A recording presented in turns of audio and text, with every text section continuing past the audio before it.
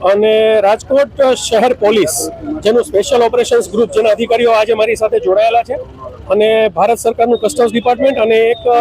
NGO જે સમજુ દેશી સંસ્થા છે, સમજુ દેશી સોસાયટી, એ ત્રણેયના સંયુક્ત ઉપક્રમે આજે અમે લોકોએ ડ્રગ્સ વિરુદ્ધ એક જાગૃતિ અભિયાનની અમે લોકોએ શરૂઆત કરી છે,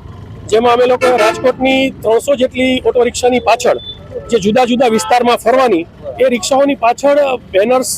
લગાવી અને ડ્રગ્સ વિરુદ્ધનો જે એક સતર્કતાનો અમે સંદેશો છે સમાજમાં અમે પ્રસારિત કરવાની તૈયારી કરી છે. કારણ કે રિક્ષા છે બહુ પ્રબળ માધ્યમ છે જાહેરાત કરવાનું, શહેરના ખૂણે ખૂણે પહોંચશે,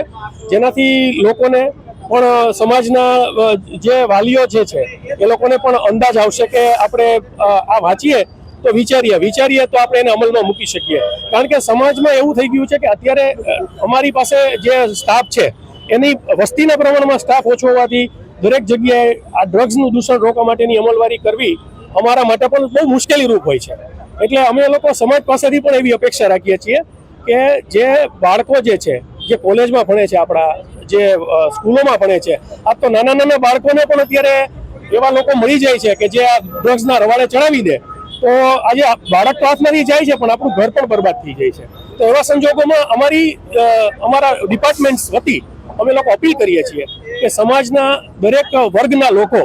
આ દૂષણ પ્રત્યે થોડુંક ધ્યાન રાખે. કારણ કે ડ્રગ્સનો દાનવ છે ને એ માણસને અમાનવ બનાવી નાખે છે. એટલે જો ડ્રગ્સ વિશે તમે જરા પણ ધ્યાન નહીં રાખો તો એ ડ્રગ્સની શરૂઆત એટલે જીવનના અંતની શરૂઆત છે એવું સમજીને ચાલશો તો આપણા બાળકોને સારું ભવિષ્ય આપી શકશું અને બાળકોને આવનારા જોખમથી બચાવી શકીશું.